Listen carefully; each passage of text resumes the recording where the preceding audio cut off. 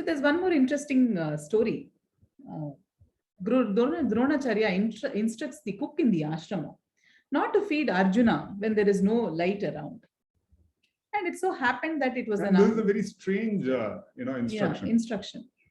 And it so happened that it was an Amavasya night when there was no moon outside. And they were all having food.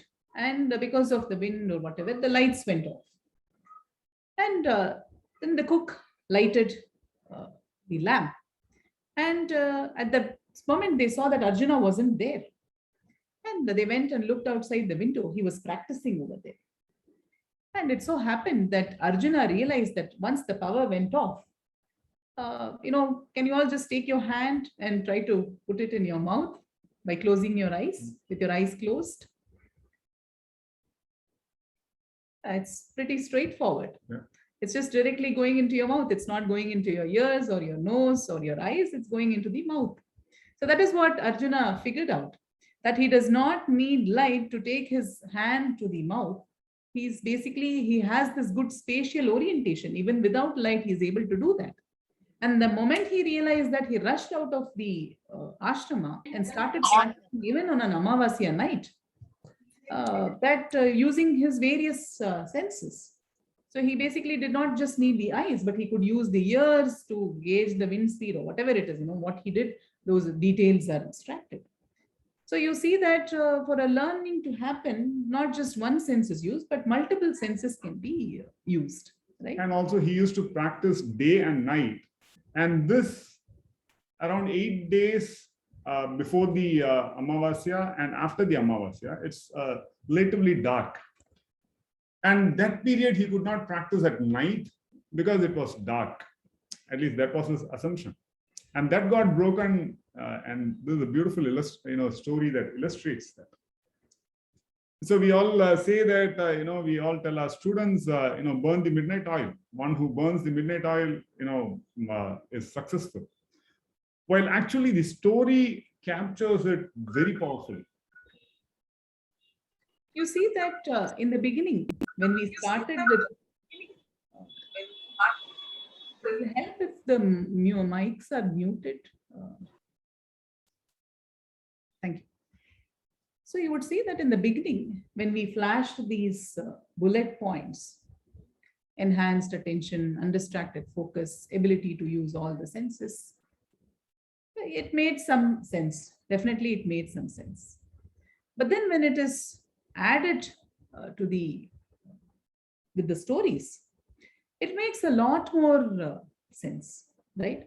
It puts everybody in that context, and we are able to better relate with what we had just told. Suppose we hadn't told you the story at all, just showing you a set of bullet points.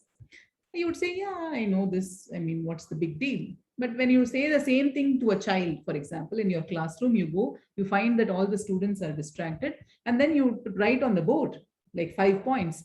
What is the quality of a good learner? Undistracted attention, focus. The students would be like, okay, fine. What's the big deal there? So what happens is that when we illustrate the same concept through a story, the way the students take it is a lot more deeper, very different. And that is what a lot of research has also been talking about. And this is what we would be bringing out in this session as well. We'll be bringing out a little bit insights from psychology, neuroscience, and cognitive science about the power of stories. I'm sure all of you can relate to it. Many of you are educators. I'm sure you have used both these methods, just the bullet point method and also the storytelling method. But we'll go into the nuances of this and also look at stories from the Mahabharata and the very way Mahabharata is constructed, which gives a holistic experience of learning, right? So what happens is that, our brain is always very eager to construct the story. There was a study of college students, and they were shown some, circles and triangles moving around. And they asked, can you describe the scene? So instead of just saying these are two triangles and circles moving around, they said that the triangles are men, the circle is a woman, they're trying to go around her, the circle was worried, And they started weaving stories around it. It's called pareidolia, the imagined perception of a pattern which actually does not exist over there, because we all love to construct stories.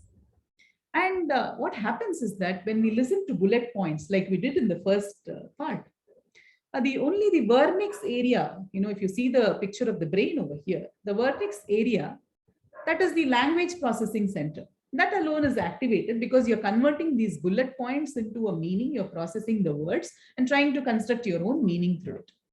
But when we explain it as a story, then we start living those characters because the emotional centers of the brain also get activated at that point in time. We go through the experience of that character.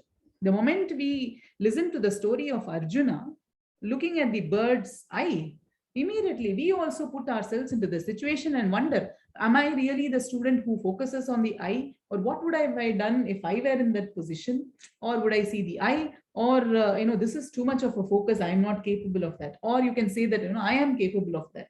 We relate to Arjuna's character in some way, or we probably think my student should be like that, that kind of focus. Or you could probably think in today's times, it's too much to expect from students. All these things actually go, and then you situate yourself in that particular context, right? And in fact, there are two major researchers who have done a lot in the modern times, of course. Uri Hassan and of course, Paul Zak, who've done good amount of research on how stories impact the brain. And their research has been applied in different domains, including, of course, a lot of this is being used in marketing and sales. Yeah. But we won't be looking at that part. We'll be looking at how it builds values, morals, and a sense of purpose and justice and all that. And he says, by simply telling a story, you could plant ideas, thoughts, and emotions into the listener's brains. And that is precisely what a story like the Mahabharata or Ramayana do, which we would be seeing in a short while. We thought we'll start this presentation with the modern context where we are comfortable with, where we are in the sense in a modern audience. All of us have been educated along these lines, and we are a little more comfortable with these terminologies. But then we'll go into the details of some aspects of the Itihasa Purana tradition, so that some kind of parallels can be drawn in your own way. And Paul Zak's research on stories and neuroscience talks about why stories can move us to tears, change our attitudes, change our belief systems, and bring about a completely transforming experience to us in terms of inspiring us. And they actually engage different centers of the brain rather than just facts. If it's facts, it's just the logical regions of the brain, could be the prefrontal cortex, where we're doing some analytical reasoning or something like that. But more of the limbic system gets activated when the stories are told. And when the limbic system gets activated, there is a lot more opportunity to remember those situations and events because there are emotions attached to it. And please do not worry if all this talk of neuroscience is a little overwhelming. Please do not worry about that. Yeah. Whatever you wish to take, you can take from it. But it is we felt it is useful to bring it to the fore so that those of us who are interested can utilize and further the study of this. Exactly. And because there is so much potential, since there are also students of the Indian knowledge systems course over here, we felt that bringing out these aspects also become, because when you study about the chandas in the IKS course, or when you study about magic squares or about astronomy, you would see that a lot of transformation is happening within you itself. Yeah. But a lot of these haven't been measured right now in terms of the way the modern science is proceeding. Yeah. Right? For example, I remember the reason why stories become important is, I remember from my own experience when I used to study history as a school student. Yeah. I was not exposed to it in the form of a story. It was more in terms of all information or dates, remembering dates and events and then reproducing it. So that, did not help me understand, for example, something as important as the freedom struggle in India. Yeah. I could not connect to it as, these are my, say, grandparents, or ancestors who have participated in it, given their lives so that we could enjoy independence or freedom. So that kind of an emotional connect was simply not there because it was looked at in terms of information, dates, and so on. Facts and figures. Facts and figures. And even today, we do see that many children resist subjects like history because it's just facts and figures. And the onus now lies on the history teacher to bring out the emotions. Yeah. Thankfully, so many history teachers are inspired teachers or social science teachers that they bring out the values also in that. Yeah. Otherwise, it would just be a dry set of facts and figures, the way the books are written, the way the details are given. It does not invoke, for example, when you read about for example, the colonialization of the country, it doesn't invoke any emotion there. Yeah. You only say so many people died in this war, so many people died in that war. It doesn't really bring out that emotion. And it's largely left to the teacher to bring it out or illustrate it. I also remember another impact that I had while studying physics. Initially, it was a little, tough for me to grasp. Then I remember coming across a popular science book, absolutely, which actually talked of physics from a historical narrative as to how it built up and the background story of each of the physicists or the chemists who contributed through important discoveries. When that was visible, actually it inspired me to pursue the knowledge even better. Absolutely. So that sets the context. The story gives us a context for us to pursue that knowledge. And that is one of the reasons why when people read the brief history of time, they become inspired to become scientists and physicists, young people. Yeah. That's because of the narrative that is presented there, not just as facts and figures, but a story is woven around the physics. Like, for example, many of you might have read the Tao of Physics. It's such a beautiful narrative there that also brings in a lot of science as well as deeper philosophies and also a story to it, right? And in fact, in today's context, whenever people ask what is a good book to read about Ayurveda, for instance, then we always say there is this Wellness Sense by Om Swami.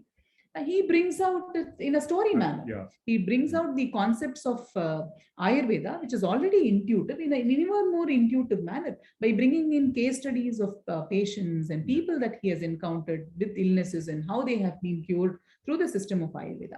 And then it all begins to start forming memories, deeper and deeper memories, and it becomes easy to relate to what is presented there.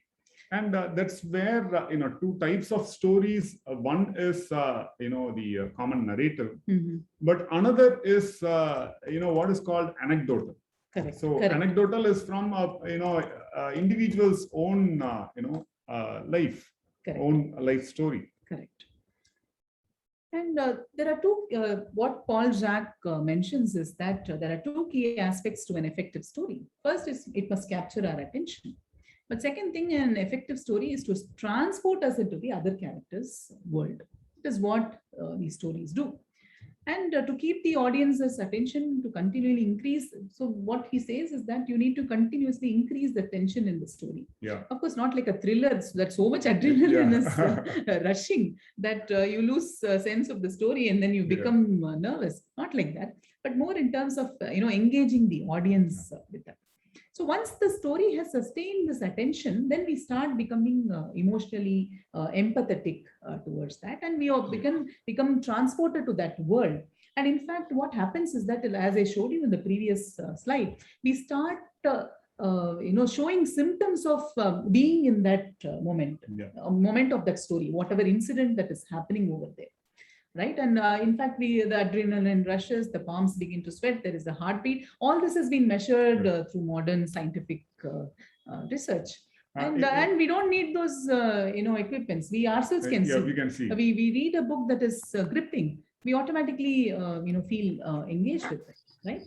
So there's so much that's happening within us when we listen to stories. And this can become a powerful psychological tool as well, and especially when adopted in a school setting or in an educational setting, even in a college setting, it can become a very powerful transformative process. And we'll show how we have been using the Mahabharata and of course the Ramayana. But before that, we'll just go a little more into these things that are happening within us. And because of being situated in that, transported to that situation, the stories help to develop empathy. And in fact, the regions of the brain that are related to empathy are activated when we listen to stories. Like when we listen to, for example, when we read about stories of heroes, we feel connected to them. Or we see, for example, that's one of the reasons why the Better India, for example, became such a big hit, because people read those stories of seemingly simple people, but who have brought about huge transformation in the society. And then we start relating to them because they are like our neighbors. The people showcased on Better India are just common people, just normal people like us, who made a huge difference in the society. And we start relating to them, and then that develops a certain empathy towards that. And of course, sympathy as well. We start donating. There's a small box in such stories to contribute, and immediately we feel compelled to contribute because we see that they have done it with so much difficulty, so many lack of resources and such things. In fact, why we feel like immediately donating is because of the oxytocin. That is one of the reasons. See, we don't want to reduce everything to neuroscience as well, but nevertheless, bring out what is there in current research. So what is happening is that oxytocin is called a moral hormone. It is secreted when people, listen to these stories, and also they, and it brings in a lot of care, empathy, and such feelings when we listen to these stories. By the way, oxytocin has also been called as a love hormone. Yeah, love. So, yeah. And in fact, what happened was there was a study that they conducted where small doses of oxytocin were given to some people. In fact, those people who received oxytocin donated more to that charity compared to others. So some changes are happening in the... Maybe it causes, we can also call it inspiration hormone. Yeah, maybe. Correct. Yeah. And what happens is that the characters in the story make a very huge difference. So character-driven stories with emotional content result in better understanding of key points the speaker wishes to make. Like, for example, the story of Arjuna. It is better illustrated when we tell the story than just saying you should be a undistracted learner, or just saying, you should use your multiple senses. No, what does it mean by using multiple senses? But then when we illustrate it through a story of Arjuna practicing in the dark, then we understand, what we want to drive home. Yeah. And what happened is that, in Yuri Hassan's research, they were recording the brain activity in two people as one person was telling a story and the other listened. They found that the greater the listener's comprehension, the more closely the brain wave patterns mirrored those of the storyteller themselves. So this is like mirror neurons. Mirror neurons. So, synchrony is happening. Cognitive, it's called cognitive resonance. Yeah, cognitive resonance is happening. So what happens? So what happens is that if you have to have a group of people, joining you on a common cause, then these stories become a powerful way to get everybody's, support, so that they develop an understanding of the situation. They're more empathetic to it. They connect with you, and then they all join hands to be for the cause. So this can typically become useful in a classroom setting when everybody's attention, everybody's focus, everybody's goal is different. Yeah. If you have to bring them to a common, understanding, then the stories become a powerful way because they start synchronizing with you. And when the story is, relatable by them, and the characters are interesting, the story is inspiring, relevant to that particular context, then it sparks something in the mind of the listener such that all of us start connecting. So that's how powerful a story is. Yeah. And in fact, when what happens is that, again, some of this research says that when we read stories, the areas in the brain that are used for understanding and predicting others' motives are activated. So we start understanding what is the motive of that person who is there in the story. So what happens when we do that?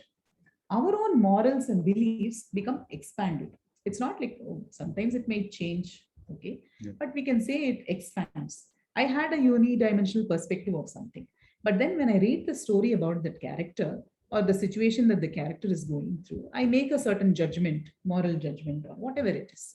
And then what happens is that some belief part of me is expanding to accommodate what that story character is also going through. And when I discuss that story with others around me, then more and more memories are formed because the story is reinforced, the belief is reinforced, and all the more my beliefs become quite expanded because so many perspectives come forth.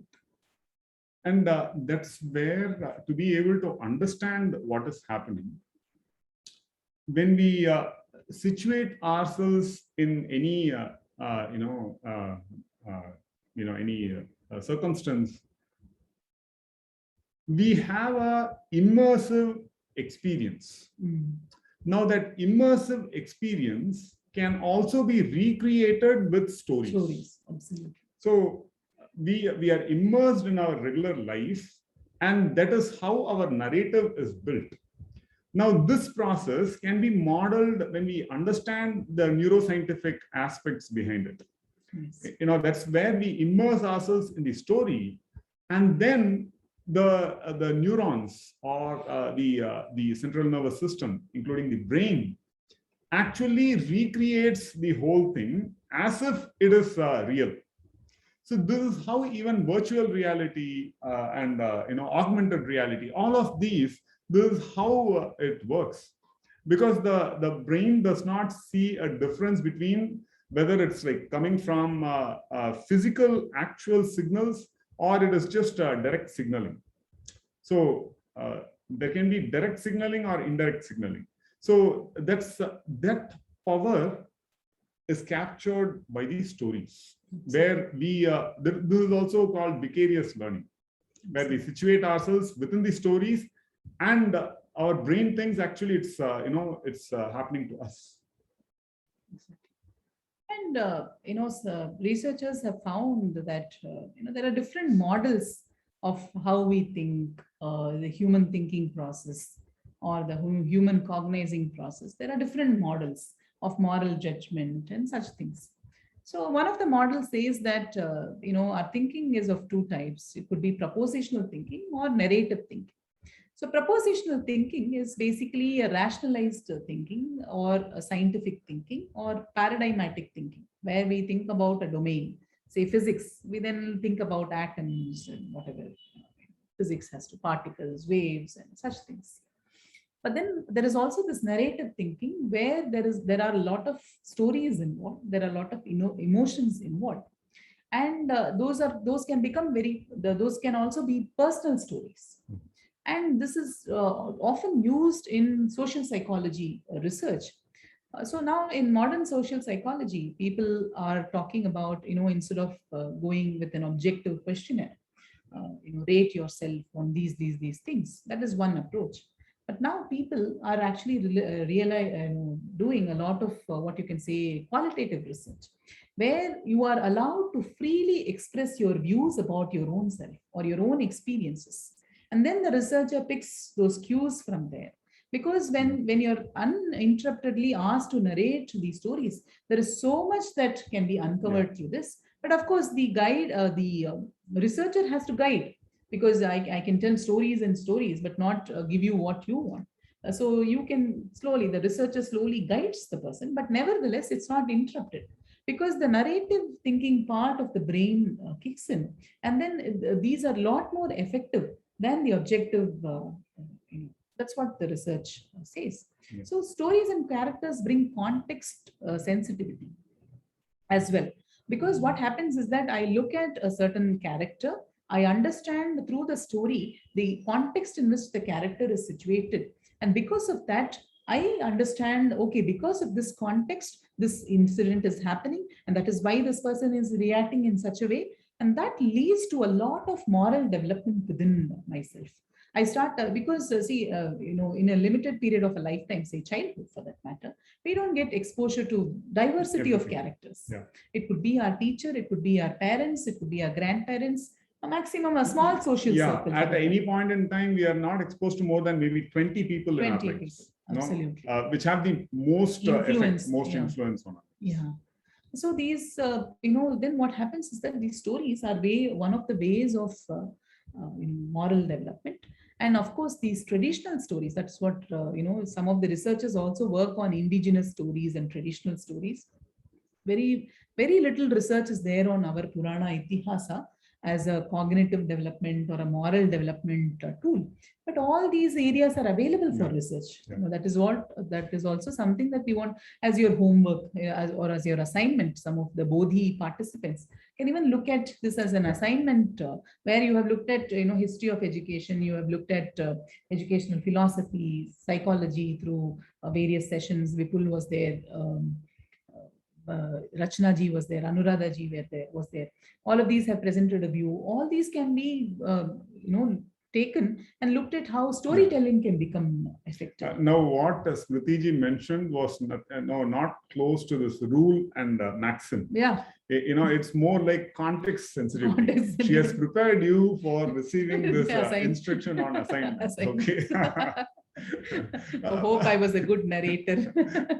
Yes. So that apart, this, we clearly see when we directly give a rule or, hey, this is what you should do. That is like our vision when it is focused on one object.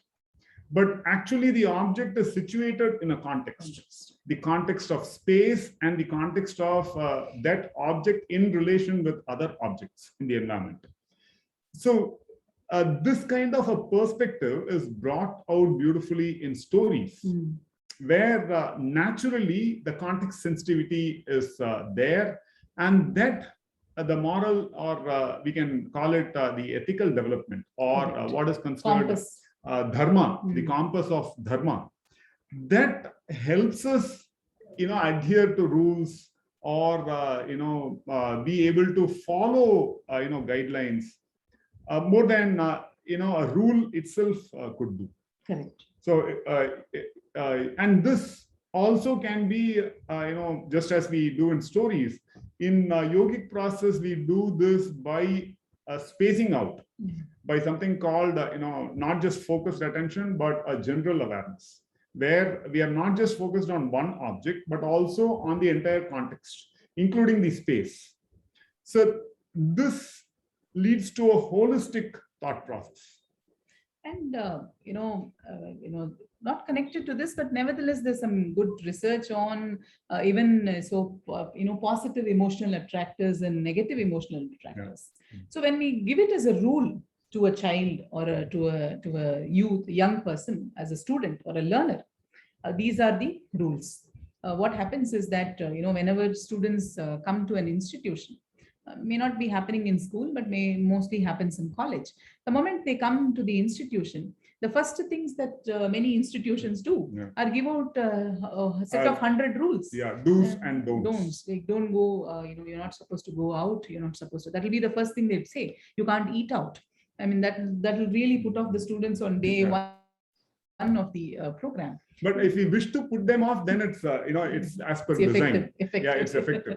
Yeah. But then what happens is that when you give anecdotes, when you give analogies, and you can drive home the same point, then what happens that what research says is that when you give it as directly as a rule, it kicks in the sympathetic nervous system, and then people become closed and they start resisting that. So that is called a negative emotional attraction. It attracts negative emotions. Yeah. It evokes negative emotions. So the sympathetic nervous system is kicked in when we have a threat perception.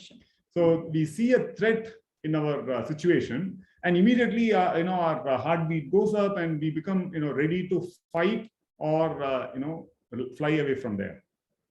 Absolutely. But when the larger context is given, when the larger picture is given, and then you give them you can give them the same bullet points. But when the context is explained, when the context is set, and then these bullet points are given, then they are not looked at as imposing. And these are something that we have seen in our personal experience. I'm sure many of you educators who are already implementing this will be able to relate to what we say. And stories can be used as arguments, which we would see, like how do we do that in the Mahabharata case, and also generalizations of the society and human experience. Why these generalizations become important? That's because often when we go through situations, we think that we are the only person going through these situations, especially when they are negative in nature. And it happens in the Mahabharata also. When the Pandavas, the Mahabharata is the story of the Pandava and the Kaurava brothers. Pandava brothers are 5 in number, Kauravas are 100 in number. And there is a problem with the kingdom. Who gets to rule the kingdom? The Pandavas are sent away to the forest because of the game of dice. And so much happens in the family. But it's not just a family story, because they are powerful people. They are leaders. They are opposition forces who have gathered support across the globe. And hence, this is not just a family, what do you call it? Feud. Yeah. But it's more like it's like two nations or two forces combating each other. And on a subtler level, they also represent the good and the bad, not so much in black and white terms, but nevertheless a churning in the society that is happening at that point in time. So this happens in the Mahabharata. Time and again, there are instances where there are people who often wonder, am I the only person going through this situation? And what happens is that there are illustrations that happen. There is a rishi, or there is somebody who comes and tells that you are not the only person. Yeah. In the past, this has happened this way. And then that past is narrated. So the character in the Mahabharata, they also go through the experiences that we have been narrating here. Yeah. They also go through the transformation of morals and beliefs, and that is brought out in the Mahabharata. Because the Mahabharata has layers and layers of stories. Yeah. You are only one layer of the onlooker. No. There are like 5 layers of onlookers even within this story. Right? And hence what happens is that they bring out a generalization in the society saying that, see, you're not the only one, or this is not the only situation where it has happened. There is a precedence, or there could be a precedence, or whatever it is. And it also captures the larger human experiences, the society at that point in time. Right? So, so that is, these are ways by which the stories influence our thought process. And, we thought we'll present some essences from the way we take forward or utilize these stories. Yeah. And before that, I thought I'll just present a simple aspect of traditional stories in India, which are to do with the Itihasa and Purana, right? When we say Itihasa, the word, it means that thus it happened. So in a way, it captures history. And the Puranas are basically the ancient stories, and not necessarily capturing human experience. They cover different worlds for that matter. And there are 5 characteristics of Purana. They are called Purana Panchalakshana. And it's also of Itihasa for that matter. They are Sarga, Pratisarga, Vamsa, Manvantara, and Vamsanucharita. Vamsha and Vamshanucharita, see, Sarga, Pratisarga, they are also of creation, but there is a difference in creation. Correct. For example, there are creations of elements and there is creation of life. So, that kind of these are major creations and minor creations. Say, for example, there was an explosion and then the planets were formed. Say, Big Bang, and the planets were formed. That could be a major creation. But then within a planet, there are so many minor creations that happens. It could be different life forms within a planet, right? And the universe is continuously expanding. Yeah. So all this are captured in the Sarga and Pratisarga. So all the Puranas, when you look at when you take up any Purana and read, it's difficult to read all the Puranas. There are 18 Pradhana Puranas, and one thing that we felt is that Sri Vivek Dev Roy has done an exemplary job of translating many of these Puranas and making them available, the English translations available. So please do take a look at whichever is possible. So what happened in every Purana, these 5 elements are captured, these 5 aspects are captured. It talks about how we were created, how the planets came to be, how the human species came to be, what are the various creations that we see around. So what happens is that to the listener or to the reader for that matter, they were all transmitted through oral tradition. Then he will illustrate shortly about it. So to the listener, they give a full map of the entire creation process, Yeah. right? And it brings out a lot more dimensions. And it also presents the Vamsha, Manvantara, and Vamshanucharita, because Vamsha, you need to know all the lineage of kings, the Yeah. genealogy of that, for that matter, and what are the time scales that have been used. It could be yugas, it could be kalpas, it could be just a few years or whatever it is. All those divisions of time are captured, and who rules that particular time period, all that is given. And up to that current civilization that is there, it could be the Pandavas, Kauravas, which is that, Vamshanucharita. All that is captured in a Purana. And of course, the Mahabharata and Ramayana for that matter. So they present a very powerful narrative. And I'm sure, like, there are so many tons of words there, but we thought we'll, as a case study or as a personal illustration, we'll bring out this. Before then, should we stop? Yeah, and see if there are any questions at the moment, we can take a few questions and then maybe proceed further.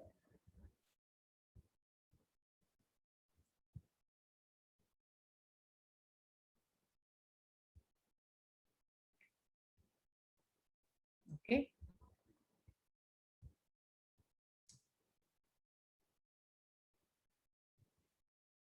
So when we I wanted to ask one question. One question.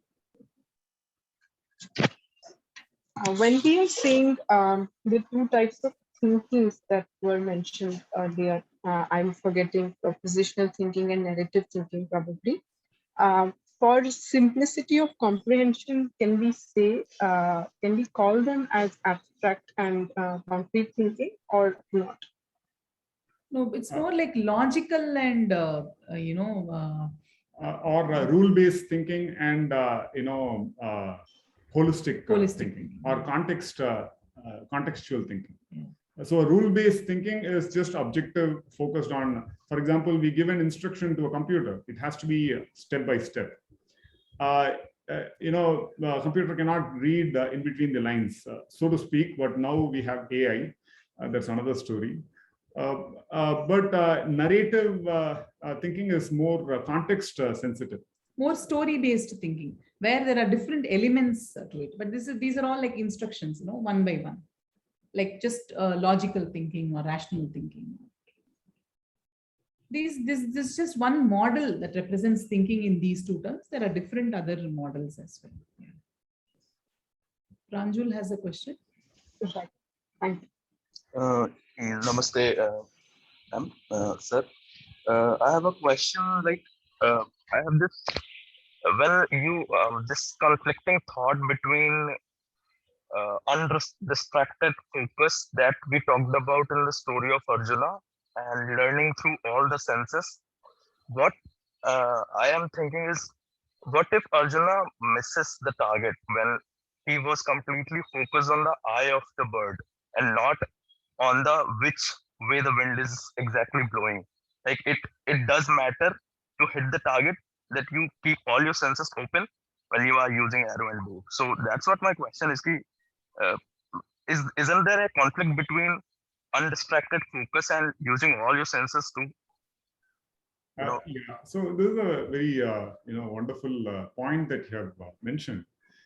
So this episode, in the context of the Mahabharata, this episode illustrates the principle of a focused attention. So, for example, for most of us, when we are faced with a deadline, I've seen many of my students go into we can call it a philosophical jaunt, where they start seeing that the clouds are beautiful, the wind is great, the trees are green, and it's so lovely. Why do I have to work on this project now? So that would be the approach. That is when tomorrow there is a deadline or a submission or there is an exam. So when we have that focus, the focus helps us to deliver. Now Arjuna is training to be a warrior, and as a warrior he will need to actually deliver And delivery means, the focus is on the job at hand, and he has to do it effectively.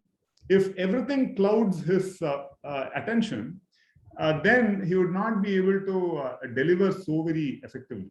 So this we also understood. We were once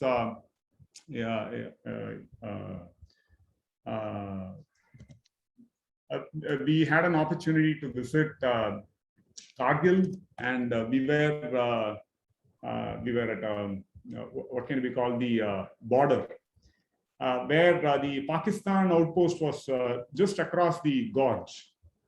So this was Indian side, that was Pakistan side, and there it was clearly written, beware of your enemy. So enemy. So we were a little wonderstruck. We don't use the term enemy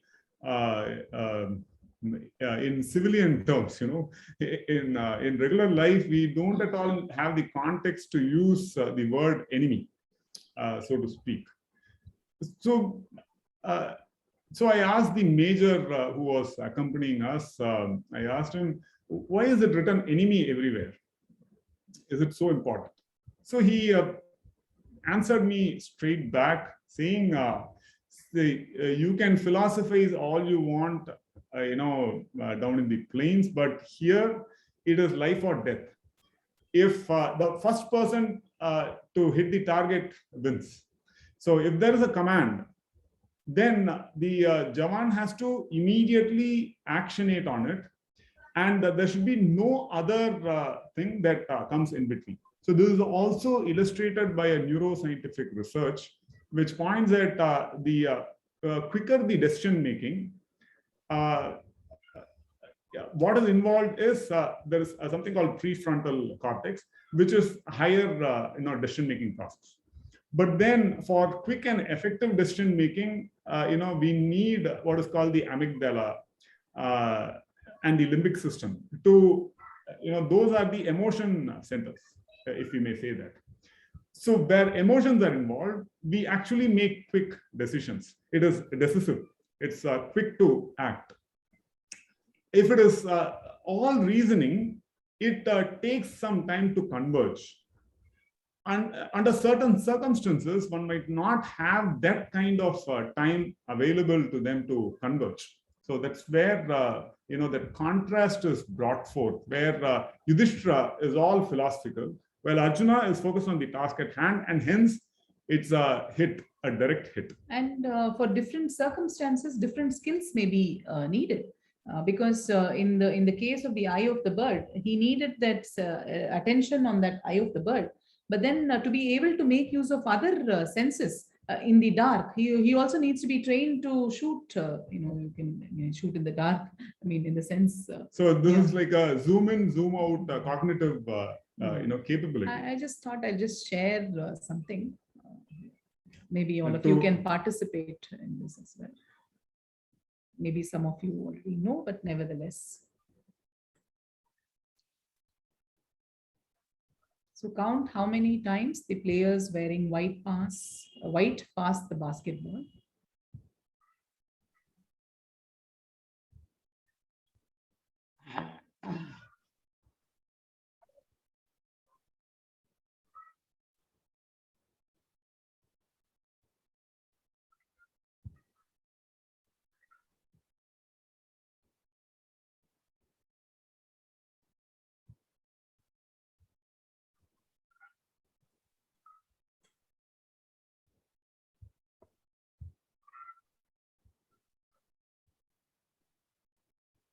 So how many passes were you able to count?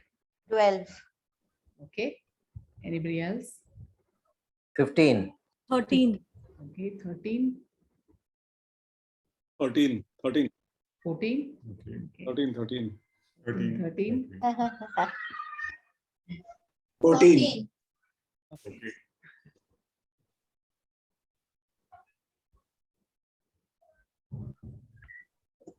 How many of you saw the gorilla?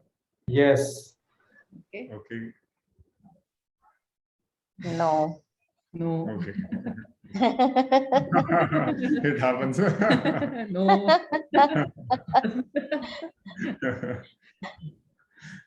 there was a huge gorilla that passed in between. But you didn't ask us to see that, no? You asked us to look at only. Yeah. So that way, that for Arjuna, that selective attention was important in that context, because he had to shoot But that's a great video. That's such an amazing video. So again, this also illustrated as a story, right? Again, Yeah. we are driving the same point or coming back to the same point. When illustrated through an anecdote or a medium, it becomes a lot more effective than just saying, you need to pay attention to whatever you see in your environment. And there is no correct answer to it. To this, That's where each of us bring our background samskaras to the onto the table. Where, some of us might have that selective attention capability, and we naturally display that. Some of us might have that generic awareness capability. Some of us can mix and match. So all of this is fine. And depending on these aspects, we also fit into appropriate roles. Some roles requiring such capabilities, some other roles not requiring such capabilities. So that's where it's appropriate application of diverse cognitive capabilities. So we'll just proceed ahead and then maybe take the questions. Sorry about that. I just noticed that. Yeah, please. I just wanted to add a point actually. So when you were talking about focus, of course, there's no doubt that focus is very, very critical in anything that we do. But also noticing that the importance of awareness is equally important. Like many times I see children and even adults these days who say that I'm so focused, I miss everything out. But then in a way, we actually see life passing by when we are just focusing on so much on one thing. So just really, I think it's an ability that we can actually train our brain to be more aware and yet be focused. So I just wanted to add that one. Yes, definitely. In fact, this provides us with the right context to introduce the story. So I love this story. So let me share with you the story. In the Mahabharata, the Mahabharata is called Mahabharata because it is not so much about war, by the way. It's more about peace than war. In fact, the Mahabharata has 18 parvas, of which the longest parva is Shanti Parva. So Shanti Parva is all about peace. But peace is for the strong of heart, not for the weak of heart. So that's where how do we arrive at peace, which is a dynamic peace, which is also fair and is just, because peace at what cost is also very important. So that's where Bhishma is a very powerful, very central character in the Mahabharata, who dedicates his life to protecting the throne of Hastinapura. And he is called Pitamaha, the great grandfather of everybody. He's such a great personage as depicted in the Mahabharata. So he it so happens that circumstances lead to war. War is declared, and Bhishma is made the commander-in-chief of the Kaurava army. So 11 Akshohinis side along with the Kaurava forces, and 7 Akshohinis on the Pandava side. So Pandavas are hugely outnumbered by the Kauravas. And the commander-in-chief of the Pandava army is Drishtadyumna, the brother of Draupadi. And here Bhishma is the commander-in-chief. So, the armies are arrayed and ready to fight. And Bhishma commits to Duryodhana that I will eliminate 10,000 ratis every day. Okay. So 10,000 ratis, there are different kinds of warriors. So one is, say, for example, infantry, soldiers on foot, cavalry on horse, elephantry on elephants, and on ratha or chariot, chariot. For example, comparatively, the art of war of Sun Tzu is a tripartite formation. So basically, you can call it 3 parts. So there is no elephantry. But here it's 4 parts, and 4 parts makes it a lot more complex, because so many combinations are possible. So Bhishma has committed to Duryodhana that he will eliminate 10,000 ratis. To be qualified as a rati, you need to demonstrate tremendous leadership skills and also be able to perform so many feats before which you are given the title of a rati. So rati does not mean just one who fights on a chariot, but also it's a leadership profile. And eliminating 10,000 ratis every day is no mean feat.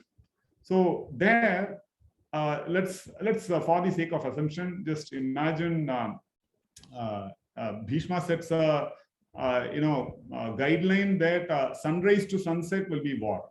After sunset, post sunset, people can mix freely. So that is the guideline. So sunrise to sunset, let's assume for the sake of calculation, sunrise to sunset is 10 hours. Then 10,000 ratis means every hour it's 1,000 ratis. And 1,000 ratis, you break it down every minute, you come to about 16, 17 ratis. That means every 3-4 seconds a rati.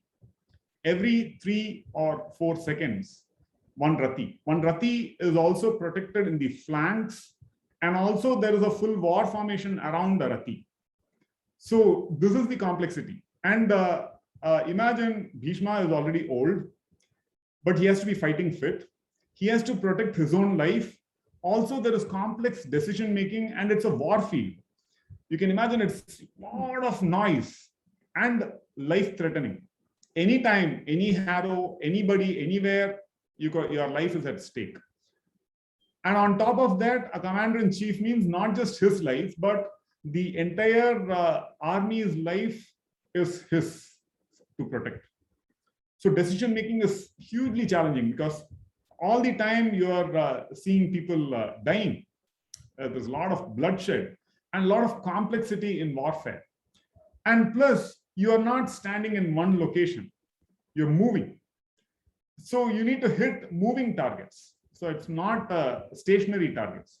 And in that, it's described by Vyasa Maharishi how Bhishma's arrow was seen to be in full circle. Full circles means it's so fast that it is seen to be in full circle. For example, if your fan is rotating in full, we call it rotation or revolution, Speed. however you. Yeah, if it's really fast, then you don't see the individual blades. That's how Bhishma's arm is not seen. The semicircular bow is not seen. It's seen to be in full circle. That's how rapid his discharge and his level of awareness is described to be that of very, very superior, because he had to keep in mind the entire context before eliminating the ratis, because as he said, enemies could come from any direction and threat could come from any direction, and there's so much noise and clamor around. And then there are so many things that are happening in the war field. People are dying. You should not lose morale. So there is also this sense of larger awareness that is available. There is also a sense of cognitive capabilities that are presented in the Mahabharata. So generally, people get overwhelmed with what is called, this is described as cognitive load. The cognitive load can be so high that we give up. We feel like, oh, that's it. And this is also cognitive load and emotional load, huge emotional load. Your own people are dying. So you can imagine the kind of load and the complexity of the whole situation. And at that moment as well, not just a generic awareness, but Bhishma has to have specific awareness so that he can hit the target. So it's also mentioned that none of his arrows would miss their target. Absolutely. So all of these are to do with skills, and skills are to do with appropriate training, education and training. And that's how one invests in building up that kind of capability. And in fact, there is another interesting episode in the Mahabharata where there is a conversation between Draupadi and Satyabhama. So Satyabhama comes. Satyabhama is one of Shri Krishna's wives. So Satyabhama comes to Draupadi and she asks, see, all the Pandava brothers are so devoted to you. How is that? Do you cast a spell or do you use a charm or what do you do? Then Draupadi is a very proud woman. She says, I don't need all this spell or a charm to keep them, around me, so devoted to me. But the very way I lead my life, they are very devoted to me. And then she goes on to describe her daily routine and the kind of things that she manages in the kingdom, especially in the palace. And that represents a very high level of cognitive capability and a story of a woman, a powerful woman in the Mahabharata. She tells that how she is the only Pandava, that is in the sense the Pandavas and her included, who knows the exact income and expenditure and how much is there in the treasury to the dot. And she is the one who decides the formation of, say, the elephants, the horses, the accompanying people, the rishis who have to go when the Pandava brothers go on an expedition. And she is the one who has a record of all the people who visit the palace, the attendants, their wives, their children, and what is the financial condition, what is the health condition of those people, who is present today, who's not present, why are they absent because of a health condition, do they need money? All this is kept, not just like a logbook, but through a personal connect. Yeah, what care they need to be. Through empathy, through care and kindness. And she represented the pinnacle of cognitive capabilities, because she practically managed the whole thing. And she would rise before everybody, and she would go to sleep after everybody. Absolutely. So she embodied these principles to such an extent that while in the Vana, or what is called the Vanavasa, while being in the forest, the Pandavas were exiled to 12 years in the forest and 13th year incognito. So in the forest, the first thing is there is the Akshaya Patra that Raja Yudhishthira gets from Surya Bhagavan to be able to feed everybody, all of his dependents. And that the clause is that after Draupadi Devi has food, the meal is done for the day. So you can imagine she feeds everybody and then has her food. So this powerfully illustrates the capability of women, and that is beautifully portrayed. And that also portrays the capability to handle cognitive load, cognitive complexity. And when such a woman was troubled, then the whole kingdom had to be brought down. Yeah. So it gives a very centrality to the whole Mahabharata in terms of the various women that are depicted in the Mahabharata. So basically what happens is that when the story of Mahabharata, at our own foundation, we've been narrating the story in different settings. So depending on the ashrama, it could be children, it could be young students, college-going students, or it could be people in the stages of grihasthas, or could be vanaprasthis. Of course, to sannyasis, we haven't. You've done. Yes, we have done. Yes. So for each ashrama, there is something to learn from the Mahabharata. And we have had the good fortune of narrating it more than 60 to 70 times now in different formats. Yes. And what happens, we've always seen that it brings a spirit of inquiry and critical thinking. Like you had a question, like what if he misses a mark? So it means that the whole day we can actually engage in a discussion, a debate, argument about why this is not right or why this is right. And we can either arrive at a consensus or develop our own understanding of it, right? Yeah. And that provides us a context to bring in several domains. Probably I would probably bring, say, neuroscience and cognition. You would probably bring psychology, or you would bring mathematics for that matter, and say why this arrow cannot be hit. So you basically bring in so many sciences and knowledge systems together to be able to discuss on a specific point. Yeah. And the Mahabharata has so many numerous characters, 400 or whatever characters. And when we go through the Mahabharata, we anyway have to remember those characters because that's how the story flows. Yeah, and more than 1 lakh shlokas. More than 1 lakh shlokas. And when he was sharing, when he was reading the entire Mahabharata, he mentioned that so many centers of the memory opened up. Yeah. And so many cognitive capabilities developed. And after that, after reading the Mahabharata, picking up different other knowledge systems became a lot more easier because the centers had been activated. I clearly remember pre-Mahabharata and post-Mahabharata, how my cognitive capabilities improved. What exactly improved, that is open to research, maybe on someone else. But yes, actually memory, definitely. The cognitive capability to crunch cognitive complexity, that also becomes very important because we live in a very information rich and data complex world now. And hence we are bombarded with information or data from diverse directions all at the same time. That means we need to develop the capability to crunch that complexity. And the consequence of one's action by learning the others' consequences, become possible. That is why if you see in the Mahabharata, none of the actions are actually justified. Whenever people read the Mahabharata, we have so many conflicting questions about what is happening there. Like Shefali ji was mentioning last time, how do we answer those uncomfortable questions? But then if we go through a deeper understanding or learning of the Mahabharata, none of the actions are justified. In fact, the consequence of those actions are highlighted very much. Even if it is Yudhishthira who's supposed to be, the Pandavas are supposed to be the heroes of the story, even then the consequence of their actions are highlighted. If it's the Kauravas, it's highlighted. No, nothing one more than the other. And that way, what's happening is that we are also able to expand our moral frameworks and judgmental frameworks, and we develop what is called pluralistic thinking, because we tend to accommodate these diverse thought processes, not cherry picking, but understanding. And if you have to understand the consequence, you go through the entire storyline or the context. We become context sensitive. In what context has this decision been taken? If we say Bhishma fought on the side of the Kauravas, though he was such a senior person.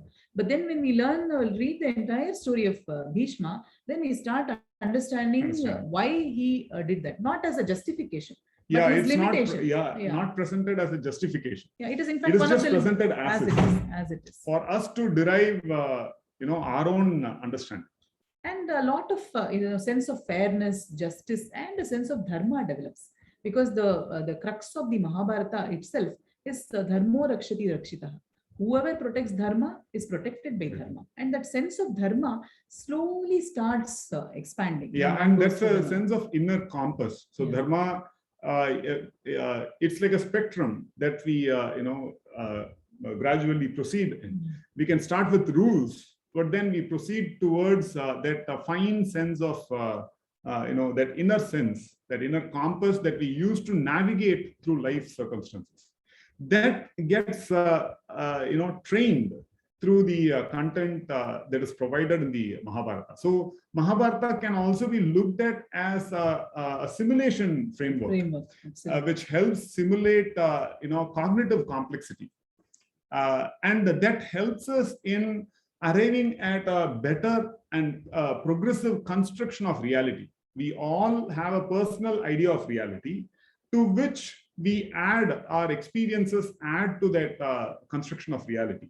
And out of that understanding of reality, our actions, are viewed, and we actionate appropriately. So it's very important to invest in construction of that reality that each one of us have. And there, Mahabharata provides us with a very powerful way to add so many dimensions to that reality that we have an understanding of, which is progressive in nature. And in fact, it's mentioned in the Mahabharata that reading the Mahabharata leads to chitta shuddhi, basically purity of the thoughts, or clarity of the thoughts, clarity of the cognitive processes. That's because one goes through these experiences in a vicarious manner, and then one's system starts getting cleansed of all the confusions, or all the limited or narrow-mindedness.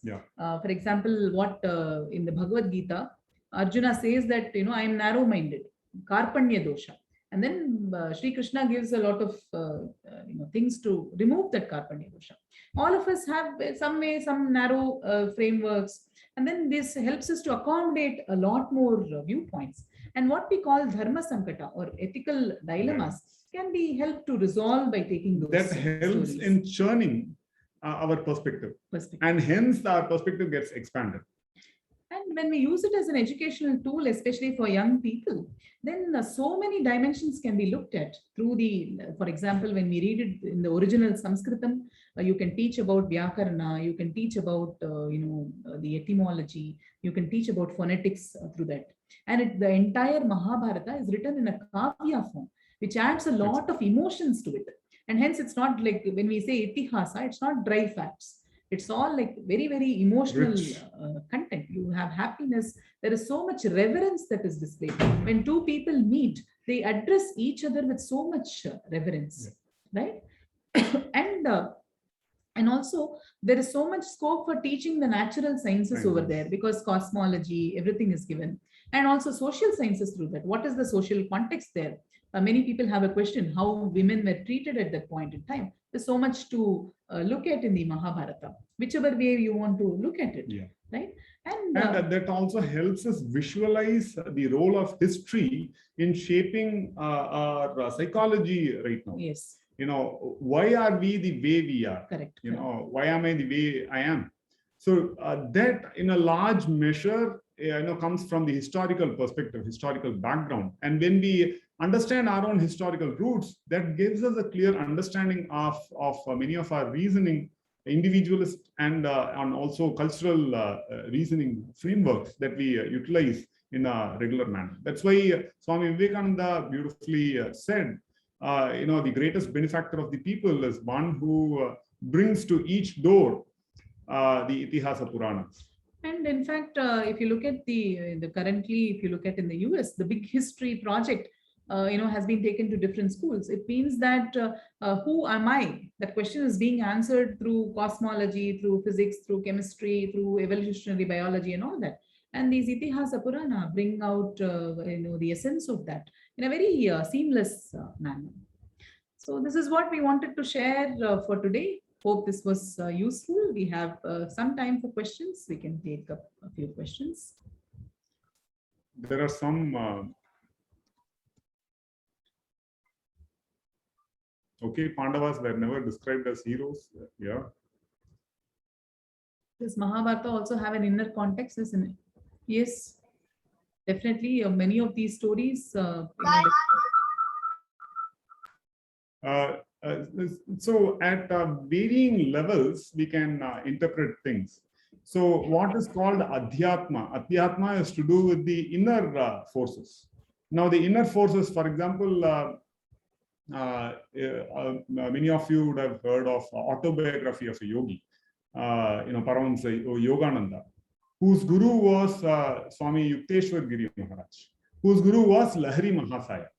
So Lahari Mahasaya ji, wrote Mahabharata from an internal perspective, where all of these, Kaurava and the Pandava forces and all of the characters had very specific meanings in terms of inner life, and how those various conflicts arise and how they settle, and how spiritual victory becomes very, very important. That's a very, important understanding. So that is the Adhyatmic perspective, where we can actually relate to it, especially, if one is into spiritual sadhana. Those become very useful. I would direct you to study Paramahamsa Yogananda's, God Talks to Arjuna. That's the translation of Bhagavad Gita that he has written.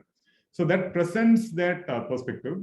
If not the original, Mahabharata by, Lahari Mahasaya.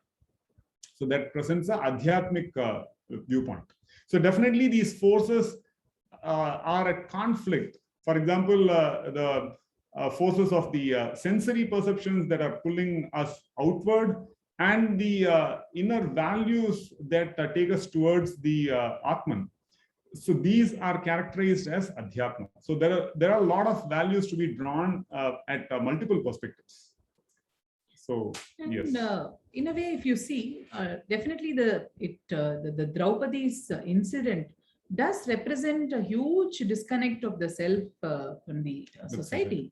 And Vyasa Maharishi presents a detailed context also of the consequences of those actions. So it is almost like imagine if a prime minister or a president, a woman prime minister or president of a nation, were to be invited to another nation and disrobed in their parliament, it would obviously lead to war, even in today's circumstances. So that is how, Draupadi Devi is the Maharani, and she is disrobed. And definitely that talks of the degradation of society at that point in time. And a society that does not respect its women is definitely, bound to, perish. That is very clearly illustrated. And that's where even now we see as a society, what do we hold as valuable? I once saw an ad where the ad was of Deodorant. a deodorant. One man would apply the deodorant and so many women will pounce on him. That was like gross for me, to my sensibility. Why would, and millions of viewers are watching it, including children. How can this be allowed to go unchallenged in our society, which objectifies women? Why should it go unchallenged? For example, when I use internet, I get so many kinds of advertisements, which clearly portray women as objective entities. Now, that is a gross violation of human sensibility, of human values. And a society that does not appreciate its women as equal members is definitely bound to perish or go through a lot of challenges. So these are things that are important for us to introspect and also see how to bring about in education, how to champion for this cause. Those are so definitely those indicators are important. And in fact, what is happening in today's times is that people end up discrediting the works, the literary works, rather than looking at the characters in context. So it is very easy to dismiss the Mahabharata as a wasteful work just because it portrayed that incident, rather than, that's happening. But instead of a more sane approach would be in terms of looking at those incidents that happened and thinking about what kind of society is there that's creating these problems, and what can we learn from that. Yeah. That is what Vyasa Maharishi says, that there's so much to learn from the context that is presented there, because of which we arrive at Chitta Shuddhi. We should be able to stop looking at anybody for that matter, objectifying anybody for that matter. And these are the stories that can become aspects for discussion, debates, arguments, and churning, and then bringing out the real aspects. Yeah, and hence we don't need to accept the societal values as is. Correct. The idea of education is to be able to rethink and also go through our own construction of what would be an appropriate society. Yes. And participate in that kind of mechanism. Mona ji has a question, and then Lakshmi Narayan. Yeah, I actually, today I absolutely love today's session because I was able to connect many things in today's session, and also because I was really paying attention. I want to connect today's session, the story of Mahabharata, to the idea of Purusharth, because as you know, that Purusharth thing has really been on my mind. When you read Mahabharata really critically, and when we think about different characters, right? So even Draupadi's character, of course, whatever she went through can't be justified. But if you look at Karn, if you look at Draupadi, the pinnacle of the society that they were sitting on, they needed to be much more aware citizens than they were. For example, Draupadi laughs at a guest, Duryodhan guest, and says, at least I don't know if this is a part of the story, but her insensitivity towards somebody's mistake. Karn, who's supposed to be such an accomplished Yodha, kills a sage just because he misses the sound of a deer and he confuses. So, the stories and the messages from Mahabharata is that when the stakes are really high, when you are at the pinnacle, when you are the person who the society is looking up to, your responsibility is also as much.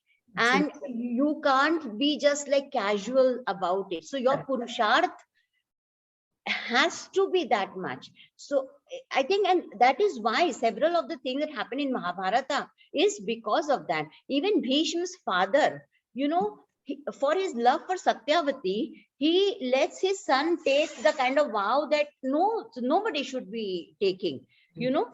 These are, so this is the message also. We can't just look at the story of Mahabharata, but we have to also look at what are the underlying reasons because of which certain things happened. Why was Karna cursed so profoundly? He didn't have to have so much of curse from his just for a scorpion bite, but that was not the reason for the curse. Correct. So yeah, just wanted to connect. Absolutely. As you've rightly pointed out, we were discussing in today's session how these present opportunities for arguments and generalizations and also specializations. And the Mahabharata provides enough scope for that. And also a progressive development of understanding, where initially we might feel one way. As we get exposed to, we keep on evolving our own viewpoints. Yes. Lakshmi Narayan has a question. Namaste Hakana, namaste all. The more and more you speak about Mahabharata, more and more I'm curious and to know. Before I start my own journey, I'm sure you could enlighten us if Mahabharata has lot to say about pedagogy. I mean, like pedagogy and classroom management, or this is often talked about educators. And amongst the educators and also the learners, like the depression, stress, all these things are happening. And you also mentioned like how storytelling, even the way you position in us, it's sad that only marketing people are using it effectively. If you tell in a certain way, you can kindle the curiosity, make the learner do rather than pushing them or nudging them, whatever terms you want to it. Is there any mention? The question is twofold. Is there any mention in Mahabharata about pedagogy? It not be classroom pedagogy as we generally speak, but how gurus were able to effectively communicate the message to Sishyas. Point number two, you also mentioned about the neuroscience and hormones and stuff like that. The only thing that I could, because of my less knowledge, is think about Soma, mention about Soma as thing. Is there any mention about hormones and how it plays a role? Because from that, we could solve many today's problem, like, stress, whatever we go through in modern day life. So the pedagogical strategies are very powerful. An illustration of it, for example, the storyline starts with Ugrashrava Sauti, a storyteller, narrating the Mahabharata to 10,000 rishis in Naimisharanya. So 10,000 rishis in Aranya. Aranya is forest. Naimisharanya is, I think, is situated in modern day Madhya Pradesh. If you see the setup, 10,000 rishis now are not available in any modern day university. So if we equate rishi with roughly with the modern day scientists, because they are in the intense pursuit of knowledge, there is no congregation of 10,000 scientists in one place in modern day world. So you can imagine the intensity of knowledge pursuit. And there was a three-tier architecture of society or habitation. So one is the, one tier was the urban places, and then rural places, and then, forest places. So urban places used to be ruled by kings, the rural places by what is called, self-administration, like Panchayat Raj. And then forest places would be governed by these rishis. And the rules of normal life and engagement in each of these places, used to be different. For example, urban places were more consumerist, while rural places were more production oriented. While forest places used to deal with knowledge and research, if we can look at it. So, this used to be in the form of an oral tradition. It is mentioned that later on, Vyasa Maharishi invoked Lord Ganesha, and he became the first scribe. So before then, Mahabharata was not written down, or the Puranas were not written down. Ramayana was not written down. The Vedas are not written down. So that was an oral tradition. That means you can imagine 1 lakh shlokas, Ugrashava Sauti, he has heard it recited during Janamejaya's Sarpa Yajna. So snake sacrifice. So when we say Yajna, Yajna has multiple components. So one of the components is knowledge dissemination. So there would be people coming from various places, and then knowledge would be disseminated, and they would go back to their respective places or keep traveling. So Ugrashava Sauti learns it from Vaishampayana Rishi in the Janamejaya's Sarpa Yajna, Sarpa Satra. And from there, he brings it to Naimisharanya and transfers it to 10,000 rishis, who transfer it to their students and so on. And 1 lakh shlokas, remembering 1 lakh shlokas, you can imagine the complexity of it. So now we are used to the written word.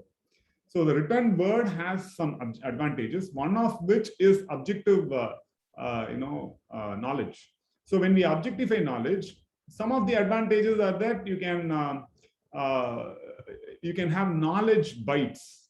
You can consume knowledge in bytes or bits and so on. But when it is not written, when it is dependent on receiving it from someone, that means your value system is also modeled. Your values are modeled because the rishi or the teacher should be willing to accept you as a student. So you need to display appropriate values. And plus, when it is narrated, you should pay full attention, because otherwise you miss it. So it is not like in modern day classrooms, we generally encounter, even we would fall in that category, where we don't pay full attention. We will always think like, okay, let me study. It's anyhow there. Anyhow, the video recording is made available, so I will listen to it later. Let's take it easy. But in an oral tradition, you can, in contrast, you can imagine full attention is required. And hence, your entire system is fine-tuned, your lifestyle. For example, now as learners, we don't need to regulate our lifestyle so much.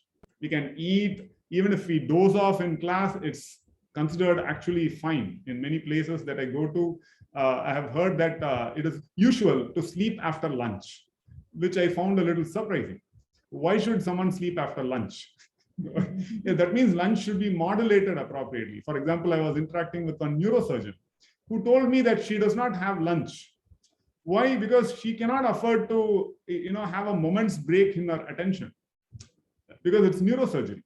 Likewise, education, we don't need to pay attention. That's the current game.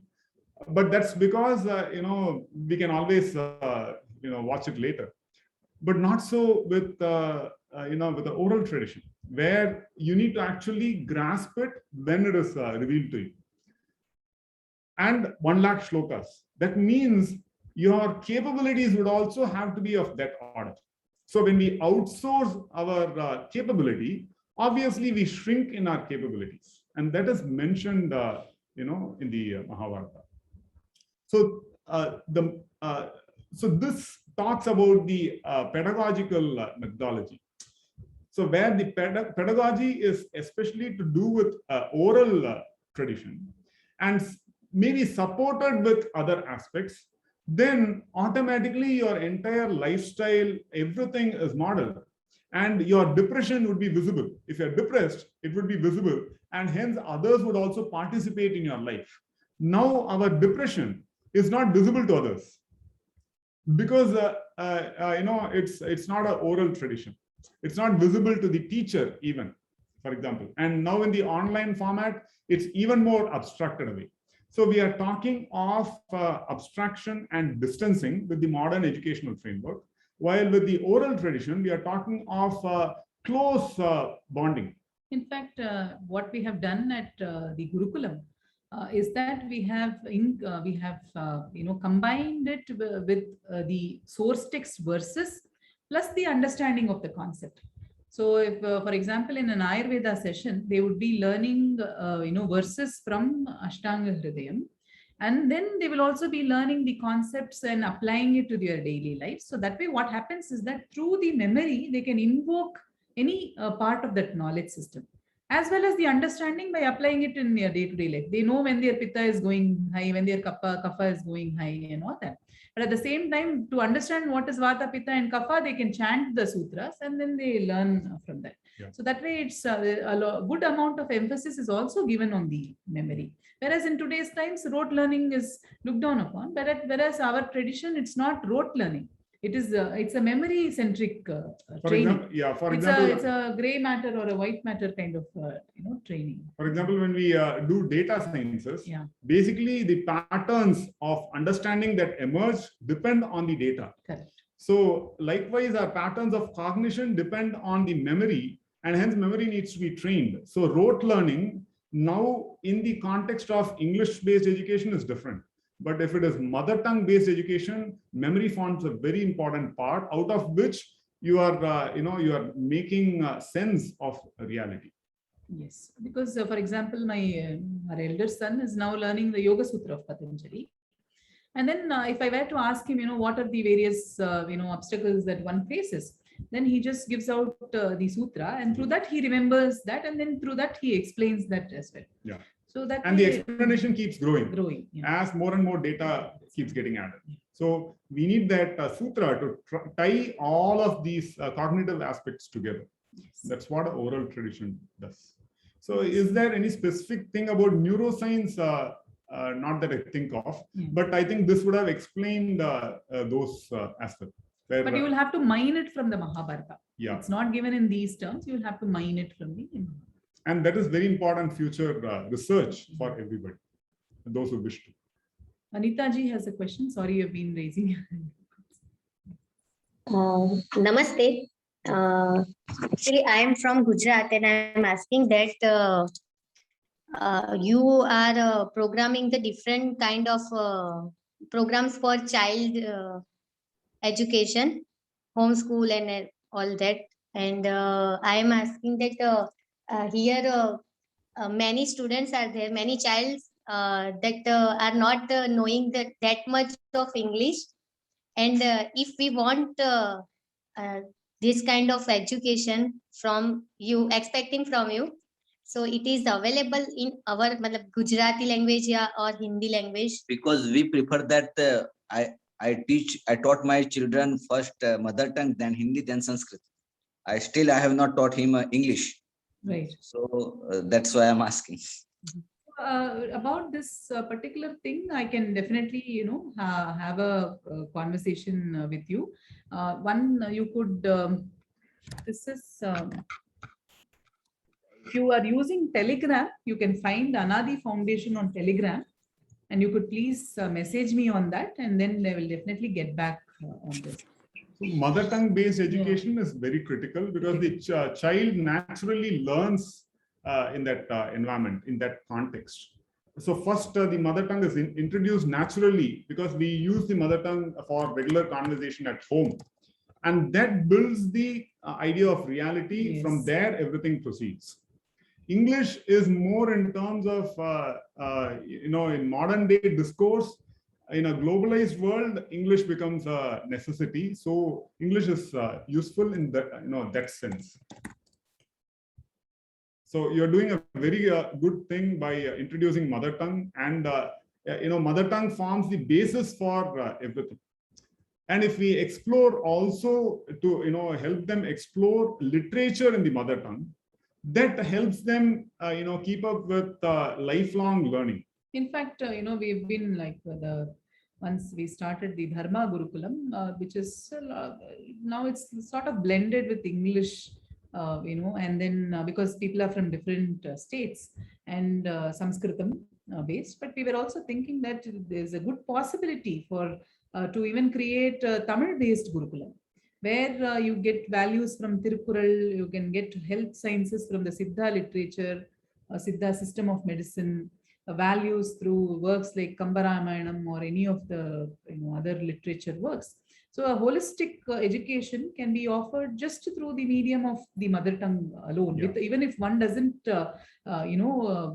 is not exposed to English Exposed at to all, anything at all. one can start with just, the Tirukkural itself can become a full school, because you get values, you get language proficiency through that. So similarly, I'm very sure in each, like in Kannada, Gujarati, or whatever it is, there are so innumerable works that can be offered. But the same kind of whatever we do in Dharma Gurukulam in terms of Sanskrit-based Ayurvedic education or Ganita or this thing, the same thing can be done in any language by finding out the source text. I'm sure the source text will exist in the individual mother tongue. Absolutely. In all Indian languages, that's the richness of Bharatiya, parampara, which has modeled each language. It has this rich repository of texts. Yes. And full education can be offered just based on that. Absolutely. So that is definitely a very powerful possibility. Yeah. Please do message us, and then we'll definitely share notes as to how we have been doing this, and if there's some possibility to do. Okay, thank you. So, are there any more questions? Personally, we enjoyed this session because it's about stories. So let's conclude with an invocation. Om Loka samasta sukhino bhavantu. Loka samasta sukhino bhavantu. Loka samasta sukhino bhavantu. Om Shanti Shanti Shanti. Om Shri Gurubhyo Namaha. Hari Om. Yes, multiple intelligences. I was planning to touch the topic of Avadhanam, but maybe yes, we'll always get another occasion. I'll remember to touch upon it. Thank you.